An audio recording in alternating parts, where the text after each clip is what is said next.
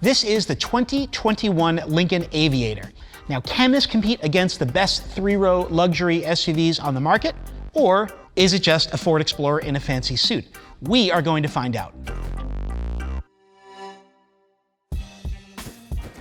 Lincoln first introduced the Aviator nameplate almost 20 years ago, and back then it was basically a Ford Explorer with a fancy grille and a very powerful V8 engine.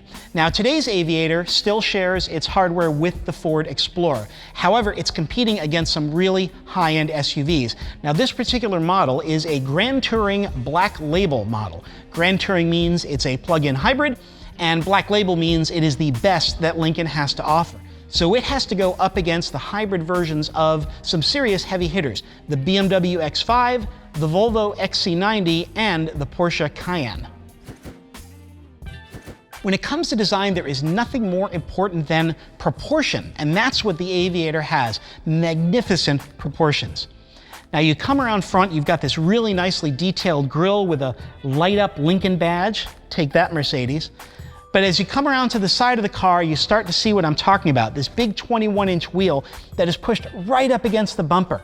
And it gives the Lincoln Aviator the stance of a rear-drive performance sedan. It subtly communicates that this is a performance-oriented vehicle. Now, as you come down the side, we got this nice big Aviator lettering. This is the only place on the outside of the vehicle that it says Aviator. Bit of chrome, gotta have that. It's Lincoln, you need your chrome, right? But one of my favorite details is back here. It doesn't show real well on this darker painted example, but it's this blacked out D-pillar. And what this does is it gives the impression that the roof is floating over the top of the vehicle. Out back, we have this full width taillight. The rear wiper is actually concealed up under the air dam. And of course, you have quad exhaust because that says power, not hybrid, power. Overall, we have this nice, clean, elegant design that doesn't rely on a lot of jewelry, and that is good styling.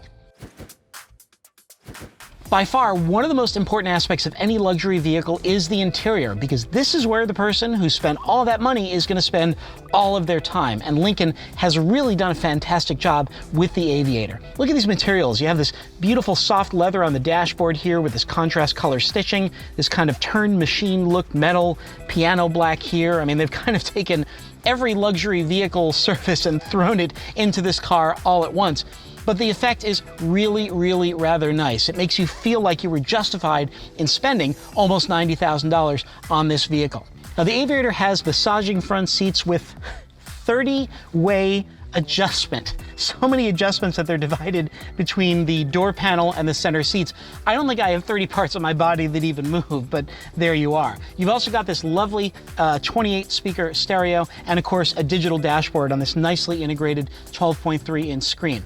Now, one of the things I like about the Aviator is the fact that a lot of luxury vehicles, they overwhelm you with a complicated user interface. But Lincoln has given you traditional buttons and dials for the climate control system and even for the stereo. Look, you've got this nice volume knob and a tuning knob. Nice and simple, nice and old-fashioned.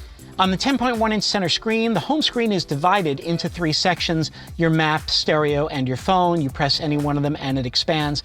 And of course, the Aviator has voice recognition. And one of the kind of controversial things among the MotorTrend staffers is that the button for voice recognition is right here, right under the thumb rest.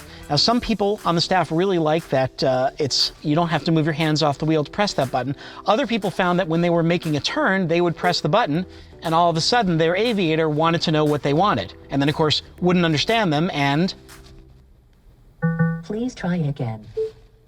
This is, of course, a 3-row SUV, so what about the back rows? Well, the second row is gorgeous. Individual captain's chairs, heated and cooled in this Black Label model. They get their own little control screen. The third row seat is really a little bit cramped for a vehicle of this size. But with that seat in place, you still get a useful 18.3 cubic feet of cargo space. And of course, if you need more, you can fold those seats down. They are power operated because folding your seats manually, that's for the little people. Among hybrid luxury SUVs, the Aviator, not the most fuel efficient, but man, is it powerful. Under this hood is a 3-liter twin-turbo V6, a 75 kilowatt electric motor, and it drives all 4 wheels through a 10-speed automatic transmission. Total power output for this thing is 494 horsepower and 630 pound-feet of torque. I feel like I'm talking about a Ferrari. And same with the acceleration. MotorTrend has clocked this baby to 60 miles an hour in 5.4 seconds, which is more than quick enough to get your kids to school. And it'll tow a boat. 5,600 pound towing capacity for this thing. Now, we mentioned this is a plug-in hybrid, and if you have the battery fully charged, it will go up to 21 miles on battery power only without using the gasoline engine. However, if you drain that battery and you're just running on the engine, you can only expect about 23 miles per gallon or so. What about safety? Well, the Aviator gets a perfect 5 stars from NHTSA, and models that have the active turning headlights get a top safety pick rating from the Insurance Institute for highway safety. In terms of optional equipment, you can get the Aviator with adaptive cruise control and emergency evasive steering.